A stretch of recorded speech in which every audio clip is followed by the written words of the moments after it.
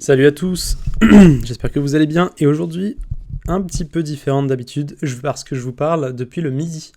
Et oui, et d'habitude j'ai l'habitude de parler depuis le soir, donc j'ai un peu l'euphorie qui change.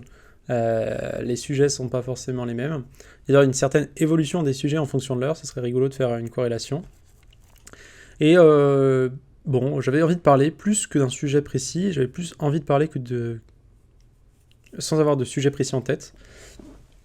Donc je vais vous parler du cinéma, rapidement, voilà. Donc pour comprendre pourquoi est-ce que je m'intéresse au cinéma, je vais quand même un peu raconter mon histoire. Donc durant mes premières années d'études, enfin durant ma première année d'études, on devait choisir un thème, enfin je veux dire, on devait choisir un thème qui n'était pas relié avec nos études. Donc par exemple moi j'étais en sport, et je devais choisir une UE qui n'avait pas de rapport avec le sport. Donc j'ai choisi cinéma et théâtre, parce que je voulais savoir ce que ça faisait, ce que ça ferait en tout cas.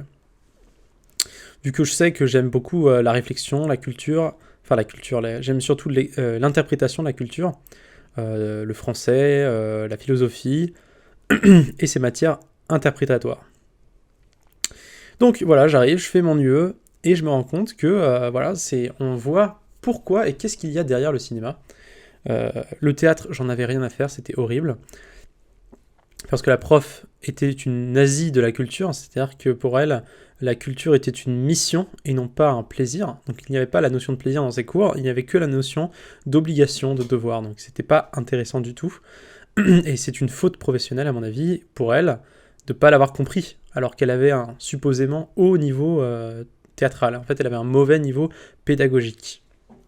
Et elle s'amusait à humilier les élèves, de surcroît. Donc ça, c'est vraiment... Le théâtre, malheureusement, ça m'a beaucoup plus refoulé que aidé. Et maintenant, j'évite trop de regarder du théâtre, même si j'aime bien ça dans l'idée, mais vous comprenez que c'est quand même une sorte de micro-traumatisme qui fera que toute ma vie, j'y penserai comme ça. Donc on retourne sur le cinéma. Un prof avec une voix très grave, très imposant. Et c'était intéressant parce que du coup, ça captivait, malgré lui, l'attention des gens par rapport à sa voix, par rapport à sa manière de parler. Et ce qui était drôle, c'est qu'il nous demandait, pardon, il nous demandait donc de voir énormément de films, un film par jour même. Dans l'idéal, 2 films par jour, enfin 2 fois le même film même. D'ailleurs. Donc c'est énorme en vrai, comme charge de travail, hein, c'était pas possible de le faire. Mais ça a quelque part forcé à se poser des questions par rapport au film. Un grand fanatique en plus du cinéma classique de genre français, notamment. Donc c'est là que j'ai découvert Kubrick, Jodorowsky, qui sont pour moi des très bons réalisateurs. Après j'ai commencé à m'intéresser du coup à d'autres réalisateurs, mais disons que ce qui m'intéresse c'est plutôt les moyens d'interpréter plutôt que vraiment des références en soi. Évidemment la culture c'est important parce que c'est ça qui nous permet de parler et c'est ça qui nous permet de retrouver nos connaissances et d'exprimer certaines choses. Voilà, donc la culture c'est utile. Mais là pour le coup ce qui m'intéresse c'est surtout de être capable, par le futur, de faire l'analyse de ce que je vois. Et comme ça, je n'ai pas besoin d'avoir des références classiques, il me suffit d'avoir ce que j'ai vu et de l'analyser, et ça fait mon répertoire petit à petit. Donc j'ai plein de références, il y a des films que j'aime bien, etc. Et qu'est-ce qui m'intéresse dans le cinéma? C'est vraiment cette idée de la forme. C'est-à-dire que on sait que le cinéma, ça va être un ensemble énormément d'art, et et chaque art a ses subtilités. Il peut faire sentir certaines choses. Et voilà. Et du coup, c'est dans le cumul, dans la duplication des arts ensemble, que l'on arrive à faire passer un message puissant. On cumule la musique, le cadrage, les acteurs, la mise en scène, les costumes. Bref, il y a vraiment une quantité énorme de choses. La photo, la lumière, c'est très disciplinaire, et ça c'est quelque chose qui m'intéressait particulièrement parce que ça veut dire qu'il faut faire des liens entre les différentes... C'est un travail d'ingénieur en fait quelque part. C'est un travail d'ingénieur, il faut comprendre comment les choses fonctionnent et comment est-ce qu'on peut les utiliser à notre avantage afin d'organiser des individus spécialisés dans chacune de ces fonctions. Et ça c'est quelque chose que j'aime bien. Parce que c'est une sorte de jeu de gestion en fait.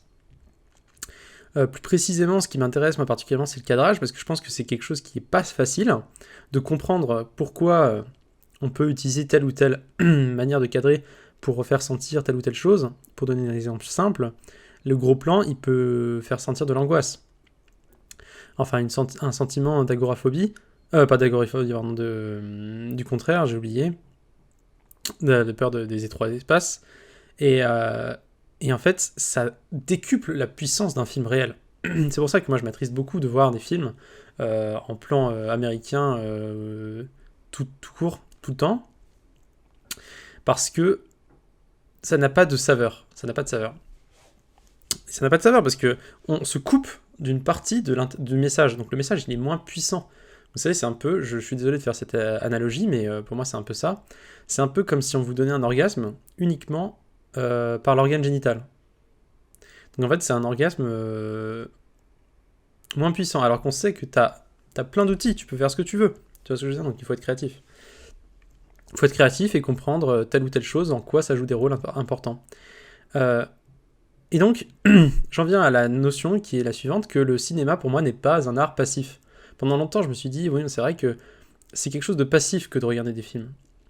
Mais en fait, ça ne devrait pas l'être. Ça l'est parce que les gens se contentent d'une simplicité du message. Ils se contentent de ne plus faire attention à la musique, de ne plus faire attention au cadrage, de ne plus faire attention aux costumes. Et en fait, ça simplifie leur message, puisqu'ils n'ont que à se concentrer, entre guillemets, sur les paroles, la mise en scène et l'histoire générale du film. C'est pour ça que le cinéma est devenu passif. Mais lorsque il y a énormément quand on se noie dans les éléments, en fait, on passe son temps à essayer de comprendre chaque élément.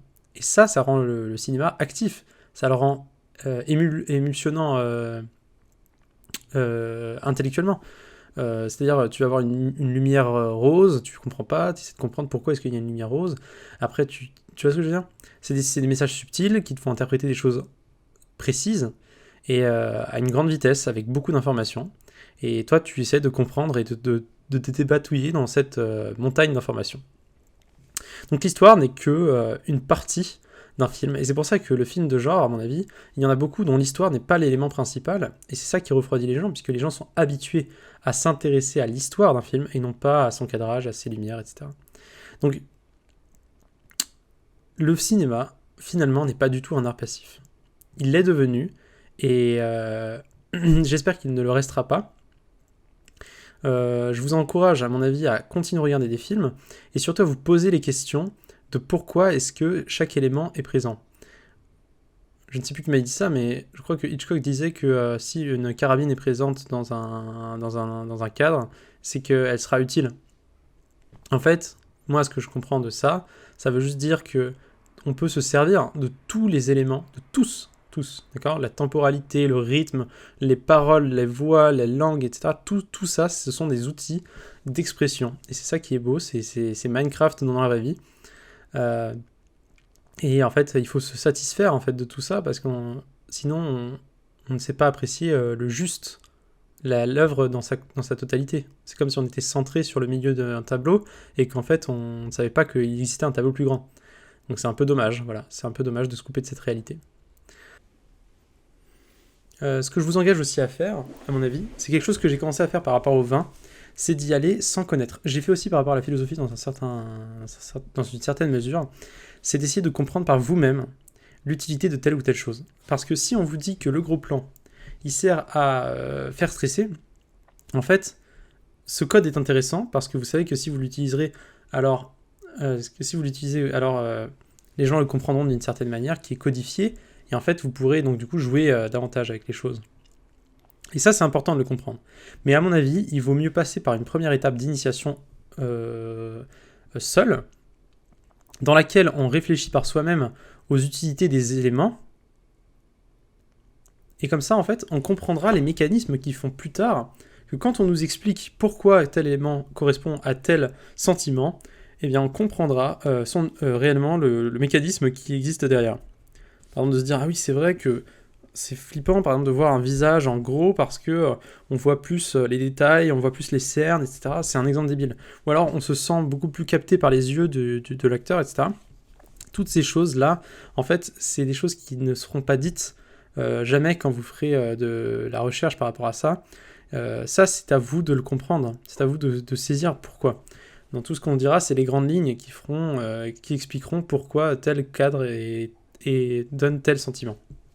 Mais ce ne sera jamais expliqué très précisément. Et d'ailleurs, ce sera le sujet sûrement d'une autre vidéo, mais ces petites différences d'interprétation qu'il y a entre les gens, c'est ça qui crée de la plus-value, à mon avis.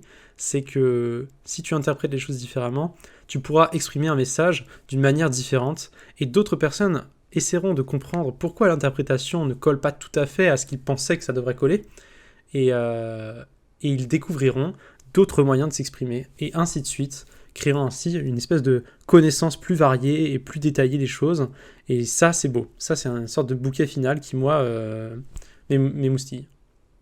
Donc voilà, je vais vous laisser là-dessus, je vous dis pas bonne nuit, du coup je vous dis bon après-midi, et à la prochaine.